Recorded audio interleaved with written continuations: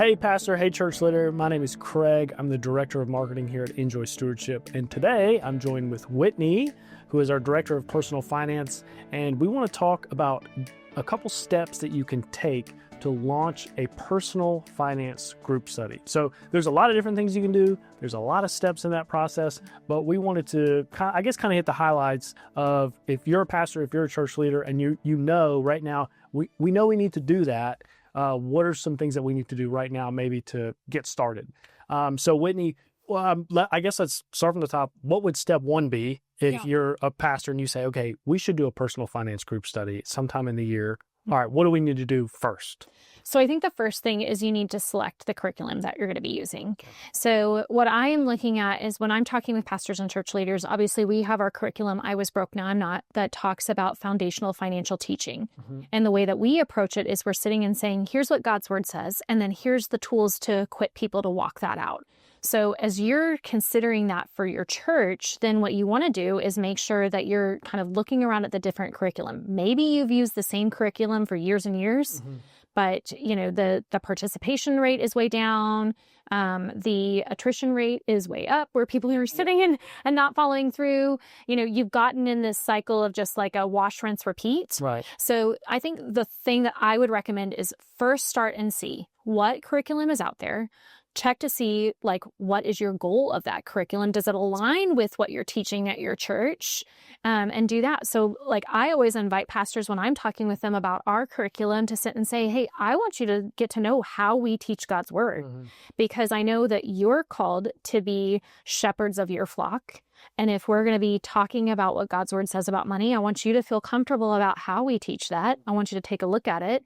And so start with that, is make sure that you're selecting a curriculum that aligns with what you teach at your church, that is true to the DNA of who you are, that is biblically based and really is grounded in God's word. And so, select a curriculum and start with that. Yeah. Well, I think, like you said, figuring out, okay, does this fit with what we teach, the DNA of our church? And some other things are just, okay, how long does the timing make sense? Something we were talking about earlier today was the idea of figuring out what your church does well when it comes to groups, right? Or do we do groups on Sunday morning? Maybe our small groups meet in a house? What makes the most sense? Can we take that curriculum and fit it into maybe our DNA where it can be most successful? Because like you said, there's some churches that they kind of have a system. And they say, we're doing it again. And, that's good for some churches, but a lot of times you see that decline in participation and things like that. So maybe what are some things that churches can do to help ensure that they get maximum participation and people actually get something out of it? Yeah, so there's several things that I see with churches that they can do to get maximum participation. One is, like anything else in your church, you want to teach from an area of overflow. That doesn't mean that the pastor or church leader has to be the financial expert, but it has to mean that there's a commitment to being part of your discipleship track for your congregation. Right. So I would really challenge pastors as they're kind of considering this. Has this been a side conversation that, we have this class that's here? Yeah. And it's kind of this afterthought, like we do offer a personal finance group study. Or is this an emphasis of, hey, we are called to be stewards of what God entrusts us with. So we want to be really intentional and say, this is our heart and vision as a church to make sure that we are good stewards across the board. And stewardship is not a one-way direction of just giving to the church. It is equipping people with everything they're managing. So one, making sure that you have that and you're sitting and saying, hey, if we've gotten lax on that as church leadership, that we really want to sit and be intentional about this. So intentionality and leading from that. You don't have to be the financial expert, but what you do have is you are the shepherd and the guide there. Yeah. So making sure that you're doing that. And then two, another thing that I see are we host what we call a financial learning experience weekend, which is kind of a launching, equipping event. And so oftentimes what I find is as we come in and we do these event weekends and we're teaching about money and we're talking about the equipping, you'll watch people walk into the room who are overwhelmed, who feel kind of stuck, and you can literally see their body language change during the course of that because they've had this catalytic moment of I can do this. Right. And I've had enough and I want to do this. So one of the huge things that I see is when you utilize weekends and workshops like that as a launching point into group studies, we see participation in group studies go way up. So it's something where usually when we do these financial learning experience weekends, we'll see anywhere from 40 to 50% participation from the congregation in the actual workshop itself. And then anywhere from 40 to 50% participation from those that attend the workshop moving into a group study, because the group study becomes the follow through for that. It becomes the way that they start stepping into accountability and equipping. And so you're sitting and saying, hey, our goal is to sit and inspire and help give direction through the workshop, and then to equip and walk alongside during the group study. Right. So the thing I would say to a pastor and church leader is if you feel like you've been on autopilot with it and your numbers are down and you want to do something impactful, consider incorporating something like an event weekend, because it becomes this emphasis where you're talking to your whole congregation about it. You're preaching and teaching what God's word says about money. You're equipping people. You're giving them that moment to sit and say, hey, I can do this. And then you're giving them a space to step into as they start forming those habits. And what I love about it too is, the words you use, I think, are super important. And I think the one that you said to me was just the ability to equip the people. And having one of those workshops or one of those events, not only is an incredible launching point for the groups, but also that, there's some people who are going to attend that and they're not going to do a group study, but they're going to get something out of that workshop, promise. And it's such a helpful thing, I think, for the church also to be able to say, hey, this is something we don't want anything from you. We're giving this, we want this for you 100%. to come just experience this. We have it available. And like you said, there is follow-up after where you can learn more. But even if you don't want to do that, at least we have this for you to come learn. And it's one of the best ways I know that we've seen in so many churches that we partner with, be able to actually launch a group. And again, even if they're not going to step into that, at least there's something there for the people to get.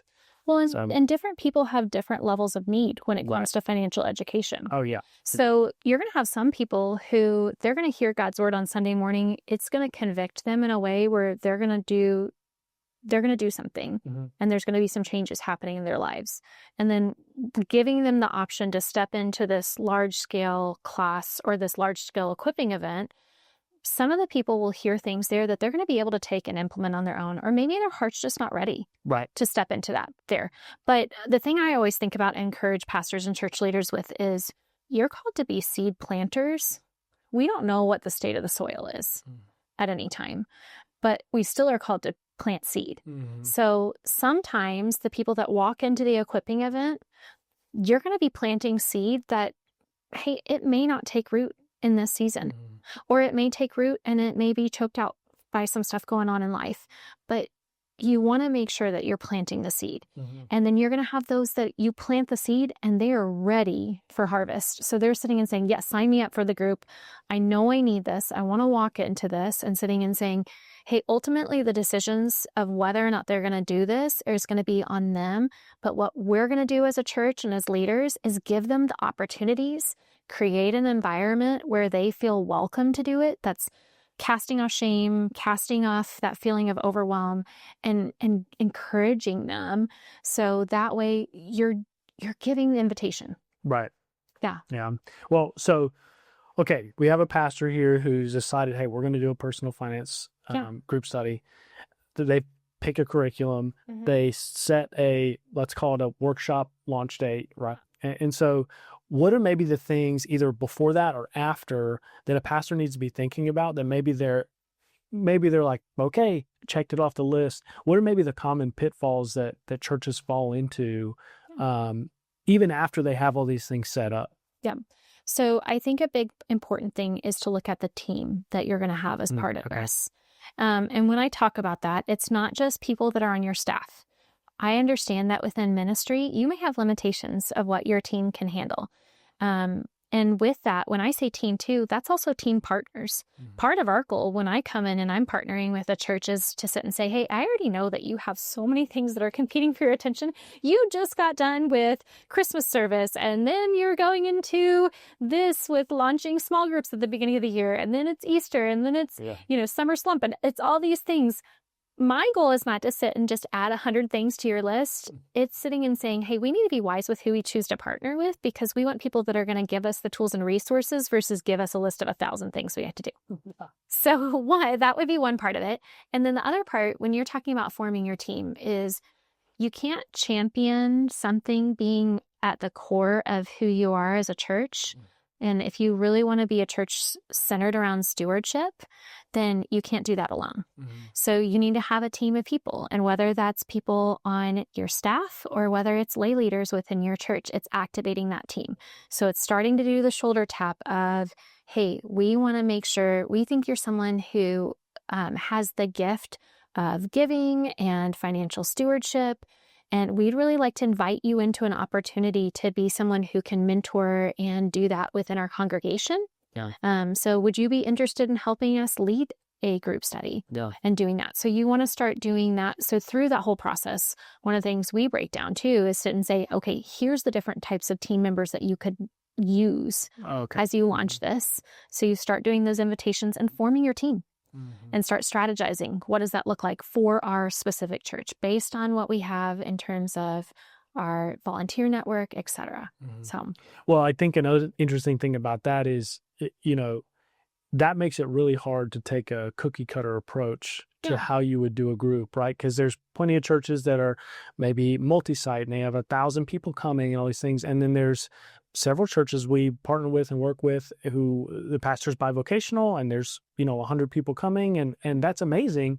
But then you run into that, well, how do you get enough people to do X, Y, and Z? So I think one of the things that I'd be interested in, and I think maybe a pastor would too, is, hey, what team members do you need? Who do you need on the team, right? Yeah. And who should we be partnering with to do those things? Do you think you have you definitely want to have this set up? Does that make sense? Yeah, that definitely makes sense. So I think you brought up a great point, is you can't cookie cutter everything for a church there, because every church is unique and different. And this is where I think, like I said, it's important to pick a right partner, because part of my team's responsibility as we're working with churches is to look at and sit and say, what makes sense for you? Right. And to do that.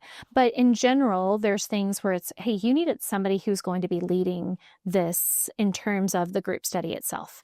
If you're doing a large scale launch of the group study, maybe you have an MC at the front and then you have tables around the room and each table has a facilitator for discussions. Maybe you have a smaller church and you're going to have between 15 to 20 people at your group study. So you have a leader and a co-leader that are sitting and doing that. The thing that I would say that's most important is you need to have someone who's going to be a champion for this and carrying this at your church. I was talking to a woman named Diana, who is at a church in South Carolina that we've served for years and years. And part of the reason this has become such an effective part of their culture at their church is because Diana has a heart and passion for it. So in between the years that we've done events with them, she is someone who consistently is going, hey, it's time to run the group study again. And I want to be able to do this and I want to be able to lead this and put me on the roster for this semester and to do that. So, one of the things I would say is it's finding the people that are going to be champions for that in your church and have a heart for it and activating them. So that's a huge component of it. And what I would say is if you don't know who that champion is yet, don't feel overwhelmed in that. Instead, sit and say, if we set a curriculum and we set a vision for what this is for our church, then it's our job to move into having those conversations where we can start trying to find that person that can be the champion for that. Yeah. Well, I think part of it too is that'll help you identify who it is. If you may not have them now, and that's okay. But if you start moving that direction, you'll probably find them pretty quick. Okay, I want to do one more and then we'll jump off here. I don't want to take up too much of your time, but you mentioned something when talking about Diana, which is, hey, it's time to do it again. Yeah. So when isn't time to do it again? Like if you do it in month one or whatever, is it every 6 months? Is it every year? Is it every other? Like what timing makes the most sense? And it may be different for every church, but what do you think as far as in general for a pastor? So the rhythm that I would suggest at a minimum is to launch at some point at the beginning of the year, usually late January, February. Some churches, if they have some other stuff going on, will launch it into March. Our group study is actually 6 weeks, so which makes it really great because it can be kind of compact in there. So I would do something in the spring when you're launching classes or groups, and I would do something again in the fall. So a lot of churches will launch group studies or classes again around the September, October timeframe too. Now, that would be the rhythm that I would get into because, again, going back to the seed, not everyone's ready to step in. So you may plant some seed now that they may not say yes to the class this semester, but next semester they will. So, and then on the other end, like Diana, she's one who runs it all throughout the year. She'll do one in February that wraps by the beginning of April, and she'll do another one after Easter and doing that. So every church is unique with that, but I would say be intentional to at least offer it those 2 times a year. Those are really peak times when people are either coming out of the new year going, whew, what just happened? What did I just do? And I got to make some changes now. Or when you're coming back from the end of summer, maybe they're going, oh, well, the kids were off and we went on vacation and we did all this stuff. I got to reset before Christmas and the holidays hit. Yep. So those are 2 prime times to do it.